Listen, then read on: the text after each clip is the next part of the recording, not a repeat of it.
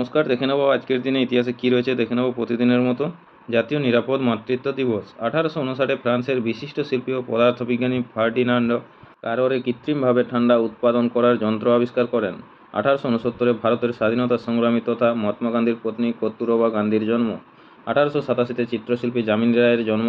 1904 ভারতীয় সঙ্গীত শিল্পী ও অভিনেতা কুন্দনলাল সাউগল বা কে.এল. সাউগলের জন্ম। 1905 আইনস্টাইন তার আপেক্ষিকতার তত্ত্ব প্রকাশ করেন, থিওরি অফ রিলেটিভিটি। 1919 আন্তর্জাতিক শ্রম সংস্থা প্রতিষ্ঠিত হয়। 1931 আজকের দিনে বাংলা চলচ্চিত্র জগতে অমর চৌধুরী পরিচালিত মদন থিয়েটার কোম্পানি প্রযোজনায় সৃষ্ট প্রথম স্বল্পদৈর্ঘ্য সবাক চলচ্চিত্র জামাই ষষ্ঠী মুক্তি পায়। 1937 টেনিস খেলোয়াড় রামানাথন কৃষ্ণানের জন্ম। 1941 অভিনেত্রী সন্ধ্যা রায়ের জন্ম। 1951 অভিনেত্রী রোহিণী হাতাঙ্গড়ির জন্ম। 1976 অ্যাপলের প্রতিষ্ঠা হয়। 1977 সাহিত্যিক ফণীশ্বরনাথ রেণুর মৃত্যু। নমস্কার, আজকের ইতিহাস এই পর্যন্তই। পরের ইতিহাসটি পেতে চ্যানেলটি সাবস্ক্রাইব করে পাশে থাকা বেল আইকনটি অল করে রাখুন। সবাই ভালো থাকুন, সুস্থ থাকুন। দেখা হচ্ছে পরের আপডেট ইতিহাসে। নমস্কার।